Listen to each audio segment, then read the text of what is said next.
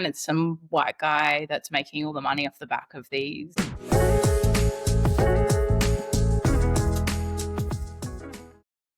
This Week in E-Commerce, episode 103, recording on the 1st of September, allegedly the very first day of spring. Alex, how are you doing? I am good. I agree with allegedly. It doesn't feel like the first day of spring down here in Adelaide. No, it certainly does not. Yeah, how are you? I'm doing really well. I'm not sick finally, which is good, although I'm wearing a beanie right now because it is, like you said, really, really cold. Although hats off to everyone who raced at the Sydney Marathon on the weekend. Great to see a lot of people from the e-commerce community out there doing things which my body just won't do. Yeah, 100%. I enjoyed liking and commenting on people's Instagrams from afar, but that's about as close as I'll get. Yep.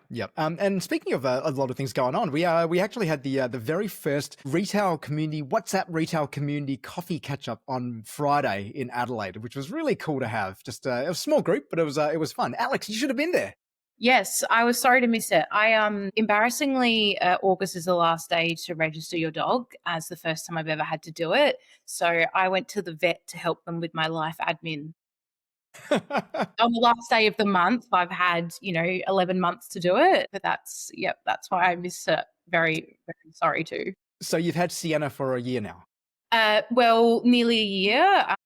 Probably 10 months. It's her birthday next week, but you've got to have that counsel in by the end of August. Doesn't matter when you get them during that year. Yep, there you go. Did not know that. I think as soon as I got the notification, I registered my dog straight away. I've been thinking about it. It's been on the mental to-do list. It's not till the last day of the year that I decided to do anything about it. Yep, that's all my banking, my insurance. Yeah. That all. It's still someone emails me going, "You're overdue. You're now lapsed." It's like you need to pay this now. It's like, oh, okay, I'll go do something about it. There's too much going on.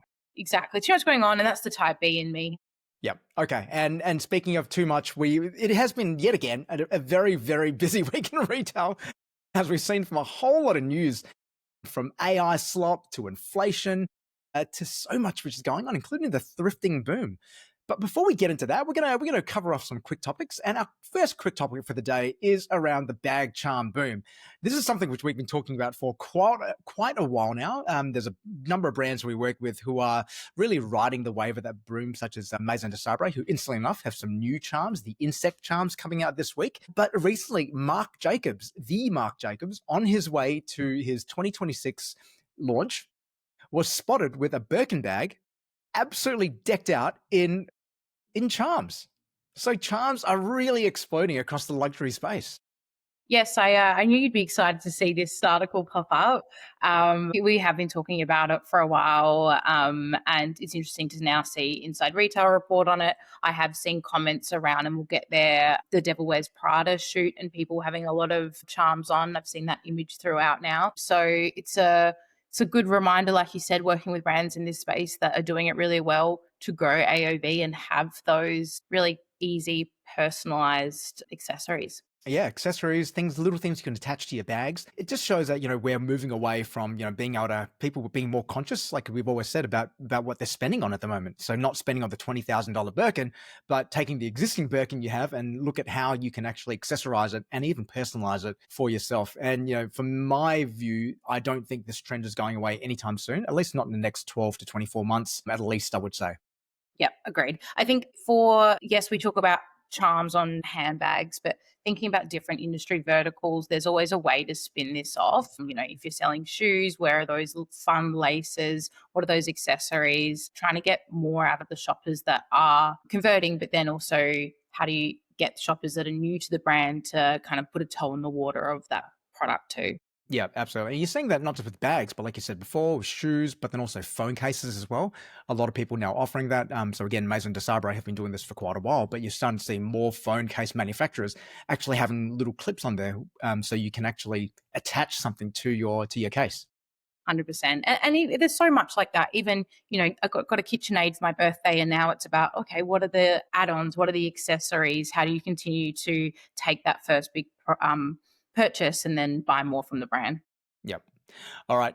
A brand which you can no longer buy from now is Mosaic Brands, who just can't seem to stay out of the news, even though the fact that they are currently in liquidation. No idea what's happening with those assets there, but they have been fined, just to add salt to the wound, another $25 million, failing to deliver 739,000 items in a reasonable period, which is one of the biggest breaches of trust and consumer law in quite some time.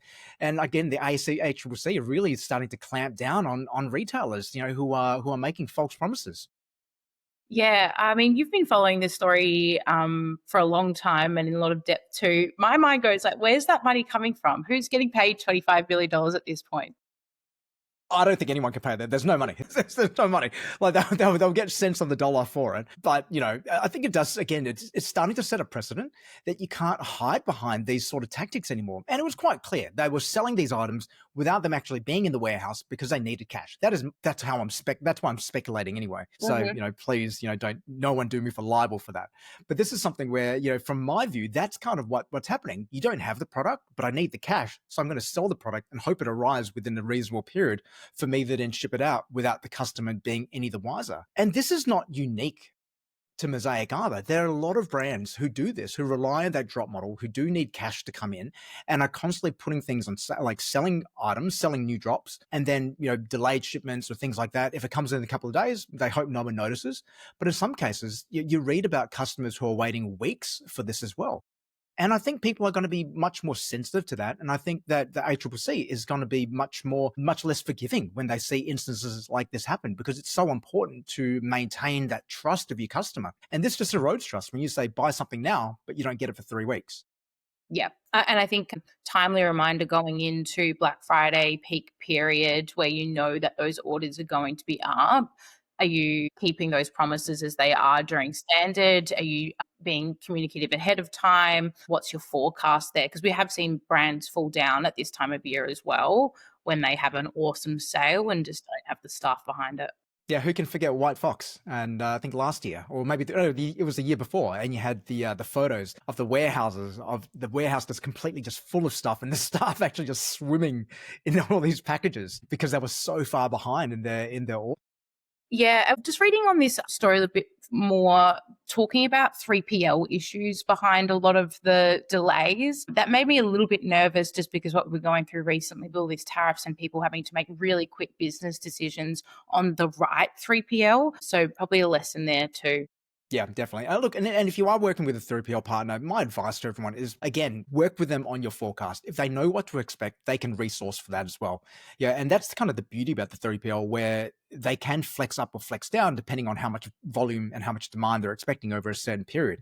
But you need to be transparent with that. And with the number of brands who I know who don't tell their 3PL and they just have a banner Black Friday and then don't tell anyone that about this, and suddenly the 3PL is inundated with orders and has no idea how they're going to get through it, that slows things down. But like everything, it's a partnership. And if you do partner and make sure everyone's on the same page, you can prepare as best as you can for this. 100%. All right, now a brand which has not been able to prepare is Setire. And Setire have been in the news for all the wrong reasons. I still remember very clearly my accountant, Danny Chia, telling me a couple of years ago that the best business to buy is Setire. And then Simon Beard also talked about how great the Setire business model is. But they have just been absolutely slammed now, with recently announcing a $2.6 million loss for the last financial year off the back of a $10 million profit the year before. And a lot of this just goes to show the continuing slowdown of luxury, in particular in their market, where they're being hammered in the US at the moment, where most of their customers are in the US, but now with the tariffs, they're unable to really sell there anymore. Yeah, and looking at their plan to how they're going to turn this around, it's those other markets, right? So talking a lot about Asia, the Middle East, given the US is under such pressure. Hopefully that kind of pivot pays off, but it's always, slower to introduce yourself to new markets. It is. It does take time to build that up, but also don't forget, like, a lot of these other markets aren't really doing that great either. Like the UK economy is certainly in a bit of a hole. New Zealand, similar position as well, and through Asia, many Asian customers being very, very sensitive to what they buy, particularly in the luxury space. The Chinese consumer, the mainland Chinese consumer, is the second biggest luxury market. They are also not buying as well. The consumer market there is definitely down, because savings are actually up in China, because they're very worried at the moment about what the long-term prospects are for the economy with all the travel. Yeah, right. That's super interesting. I noticed as well the amount of stock this business had on hand, 270,000 products. They've got It's that forecasting piece and just knowing what they're sitting on, right? Yeah, yeah, it's always a big risk when you when you do take on stock, particularly if you inventory, particularly if you don't know if the demand's going to be there, if the demand very, very quickly changes, which in Satire's case it definitely has. Yeah. Yeah. All right, our first big story for the day is around AI slop and digital beauty, because this everything comes in waves, I feel. This week we had J.Crew, Guess, and another Melbourne brand who've all been caught out using AI generated models. And for me, the J.Crew one was probably the most egregious, given how big they are as a brand, and also how poor the AI actually was. That they've been accused essentially of digital blackface with a racially ambiguous AI model with feet which was kind of sticking in the wrong direction. They had like some of the garments which weren't sitting quite right, and also Vogue as well. Like Vogue, we're using Guess we're using an AI model in Vogue magazines. It's Yeah. everywhere. It's everywhere. And I think, yeah, the J. Crew one, seeing the backwards foot just goes to the first thing you think of, is how many eyes did this go over first? And then clicking, oh, okay, it's AI. What does that actually mean? What does that mean for this space? And then maybe because of one story, now it feels like it's everywhere and where everybody is a lot more cotton onto it. Yeah, and it's something where as marketers, as e-commerce people, we're always looking for these things to kind of, make things happen faster. We need to produce more. So, of course we're going to use things like AI, and you're seeing more and more AI ads. But I feel that, and I've been talking about this for a while, that the backlash, I think, is here, where people are looking at this going like, well, hang on. There's a couple of ways to look at this. One is that why couldn't a company as big as J.Crew or Guess actually use a real model? For one, it's not like these are small companies who can't afford it. They can easily afford a model for a few $1,000s a day to do a proper shoot with them, but instead they chose to use an AI model instead in a couple of different cases. So there's that one piece around like there's no shortage of young, good-looking people to shoot your clothes on, but they're doing this instead. And the second is just around that level of trust as well. When people are looking at this to go like, well, I don't really want to be sold to by someone that's AI who may not be, an actual person where this is actually a proper representation of what this garment could look like on me. Yeah, yeah. Look, I think not to be the authority of women here, but you already look at models, thin models. We spoke about Zara and that piece a couple of weeks ago, and feel like you're not represented. And how could those clothes look on me? And that's already that. There's always that distance there. But now to know that this is AI and it's even more unachievable feels like you're breaking down trust. So, yeah, it's interesting to see the reaction for consumers and shoppers and how they feel about this. Yeah, and I think it's becoming easier and easier as well. I saw the new Google Nano Banana, I think it's called, which is a new video generation where it was as simple as just like dragging, like, here's a model, here's a garment, create an ad, with it, and it would create it. Yeah, and it doesn't look too bad, but at the same time, it's like that ease of doing it. It's like that trust just goes out the window when someone buys it and goes like, well, does this actually look the same on me? Yeah, I don't know what that's actually meant to look like, because obviously the AI model is going to make it look much better than it actually would. Yeah.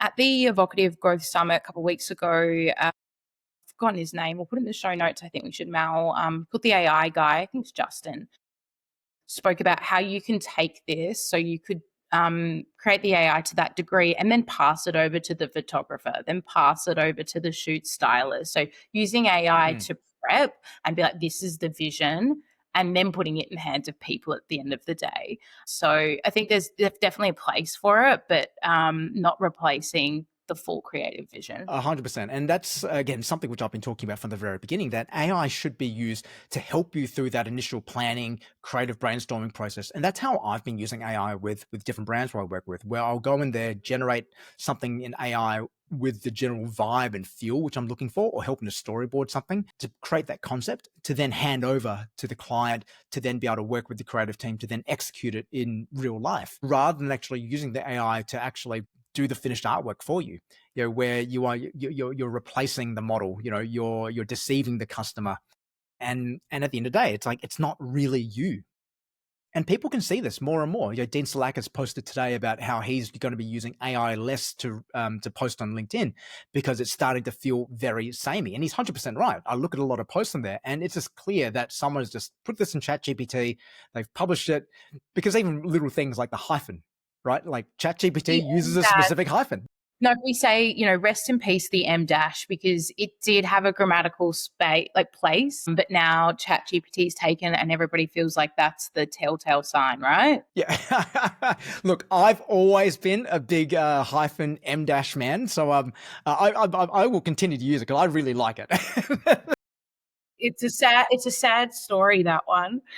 But yeah, and I'm even talking about there's platforms now, obviously, where you can put in a paragraph and say, was this written by ChatGPT? So to flip side that, going onto LinkedIn, I'm sure 9 out of 10 would come positive as written by ChatGPT. Yeah. Concerning, very concerning. Look, it has its place. It has its place to help accelerate creativity.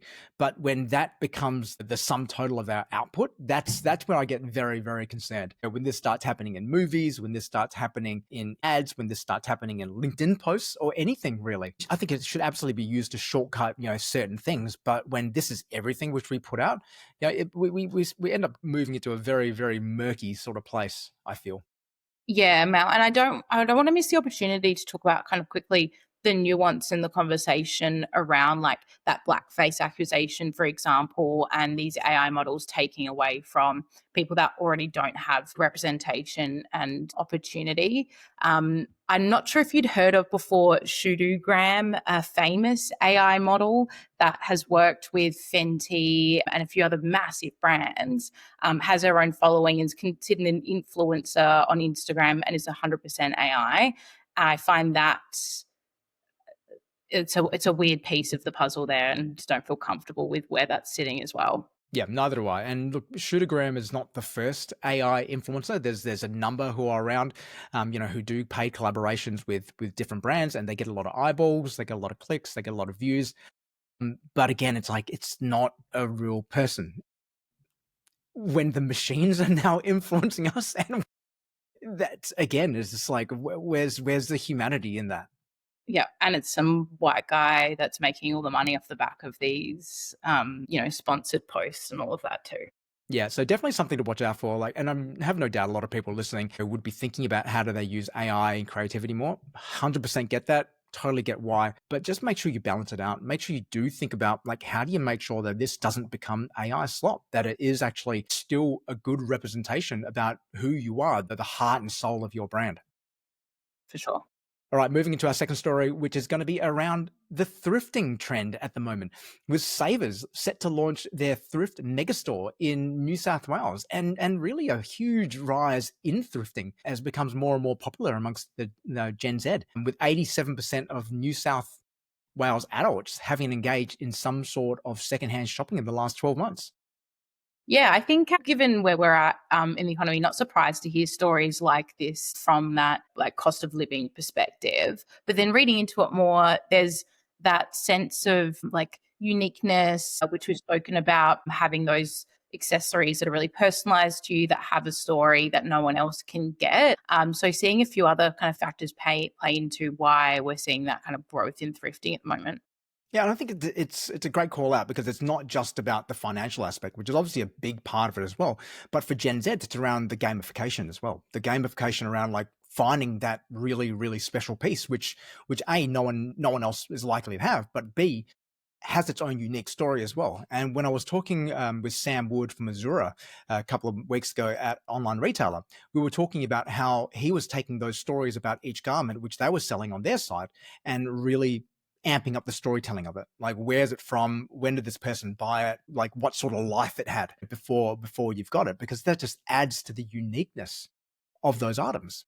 Yeah, I see on TikTok when people are at a thrift store and they'll like the caption will be like, "Oh, some baddies given us her wardrobe," and you can just tell that they're like in the new arrivals section. Whoever donated this big haul had like knew what they were on, like had that style, and every item is awesome. And that's the kind of fun part of it, of being like, "Oh, am I going to find someone that represents me?" For having that unique, having that price, but also the sustainability piece too.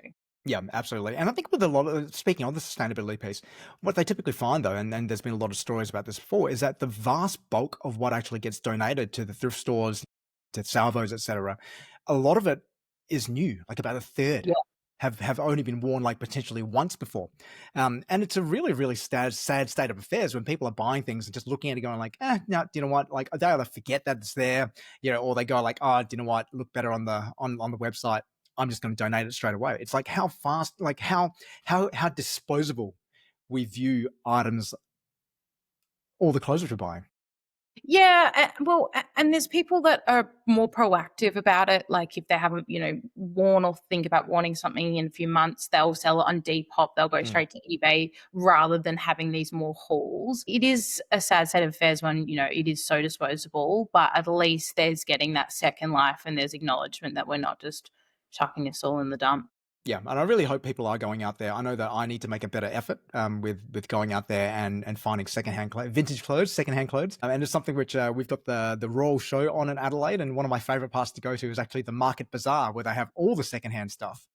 Yeah, 100%. And those community events where people have stalls up, always a really great opportunity that aren't reflected in kind of data like this as well. So I think we're seeing it everywhere, whether it's online in these community events and now growing that footprint as well across New South Wales. Yeah, look, and I know for my part around where I live, I've seen a number of new thrift stores open up. I know that Vinnie's are opening a fairly large one right across the road, about less than a block away from me, actually. Yeah, and they're starting to solve that e-commerce problem too as well. It's huge uplift, like couldn't even fathom the amount of data. But we are seeing their teams really leaning into being like technology focused as well.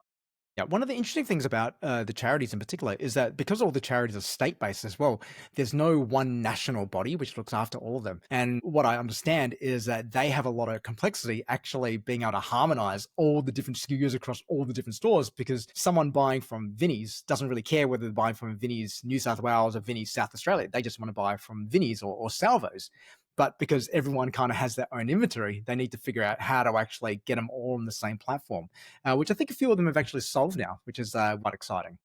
Yeah, it's super cool. I couldn't even imagine like beginning to start that job. So it's really crazy one-offs of everything, but like good on them. We need somebody doing this work. It is that sustainability initiative that we just don't have enough of. Yep, absolutely. All right, now our last deep dive today is about pop culture and how pop culture continues to shape fashion. In particular, we've got Devil Wears Prada, number 2, which is currently being filmed at the moment, but is already starting to shape editorial fashion. So I'm really excited for that one as well. Number 1 was one of my low-key favorite movies. Yeah. And also Taylor Swift and Travis Kelce. Although, yeah, we actually haven't come up with like any like a portmanteau of their name like I'm Brangelina. sure there is, but I don't care to know. Yeah.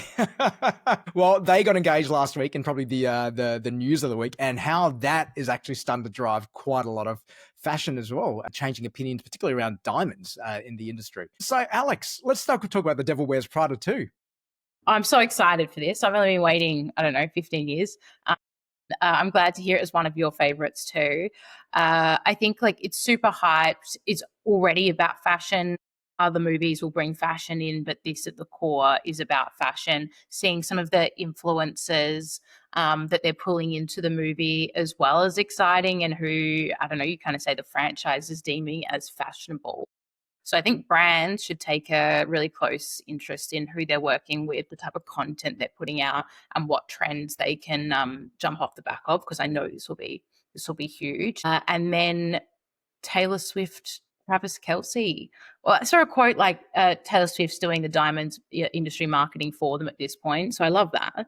Yeah, Laura, I think she bought a natural diamond. I think that's what they call them when it's grown from the ground rather than a lab, and that was her preference. And I think the diamond industry is kind of leaning in on that to combat against the growth in lab grown diamonds and their popularity as well. Yeah, okay, natural diamond. There's that's a good way of putting it. It's interesting. I think what we've been talking about for months with the high fashion industry, we'll see how that translates to natural diamonds. I still think lab grown continue to shine there. I think so too, just simply because they're the exact same thing. There is no actual difference between them. And I think a lot of people do know about the whole diamond story, that essentially it's a racket. Yeah, yeah, exactly. Great marketing. So yeah, we'll see how else they use Taylor Swift for this to keep on that. Now, do you think that with The Devil Wears Prada, it's going to have the same impact as, let's say, Barbie, where Barbie a couple of years ago was, we suddenly saw Barbie core really rise again. The like pink became everywhere. Lots of partnerships with people with licensing of Barbie. Do you think that we'll see a similar impact with Devil Wears Prada? I think it's more the mentality of it. Like after watching the film, you're conscious of your own fashion. There's some like hilarious quotes in there. I can probably tell you the whole movie from start to finish. So you leave with that kind of like invested interest of like, oh, what are other people wearing? What am I wearing? And what are you going to buy next? Rather than it being everybody's obsessed with wearing pink, for example. So I think we'll see it translate, but just in different ways, probably less I don't know, franchisee ways. Mm-hmm. So, kind of. I think I understand you. I think I get you. And we also saw Travis Kelce. He's also partnered with American Eagle as well, and he's launching his own line of streetwear too. So everyone's kind of getting into the game. Is American Eagle the denim brand with Sydney Sweeney? Okay, so they're jumping over to this more positive story, yeah. perhaps. Trying to deflect away from the Sydney Sweeney debacle. Good news week for them. Okay. Yeah, but partnering with Travis Kelce, I think that just brings so much attention to your brand, given his standing at the moment and how he's also helping to kind of reshape like people's views around what positive masculinity is. I think I read something around that. So yeah, like I think Taylor Swift, Travis Kelce, well done to those guys. Really interesting to see as it gets closer to the wedding as well, what that starts to change. Obviously with Jeff Bezos and his wedding recently, all the attention around that with all the hoopla going on in Venice, but then also all the outfits, all the private jets which came into that. Do you think that Travis and Taylor are going to have a low-key wedding or it's going to be another Bezos palooza? I don't know. She's been very good to her fans recently and giving them a big kind of insight into what's going on. I thought she'd be a little bit more private. So maybe we will. But I'm sure she'll kick off some trends in the meantime. See what she does for her hens, for example. What's the theme? What dresses go up in that kind of category? So there's going to be some few iconic moments along the way that I'm excited for. Yeah, and I read that in her ring there was actually there was a secret inscription which was related to her favorite number, which is 13, in there as well. So I wonder whether again you're going to start to see that sort of trend of people actually starting to put like secret messages in their own jewelry or their own outfits. Yeah, absolutely. I think we will. All right, now we've got a very, very quick one, which we're going to cover off finally, which is around Homeco Ballarat, which I'd never heard of, which is a large franchise, a large format retailer in regional Victoria, sold for $4 million, which is a ridiculous amount of money for a brand, which, God, I'd never heard of before. No, never heard of them. Don't hear Ballarat in the news very often in our space, which is kind of why I was so excited about this one.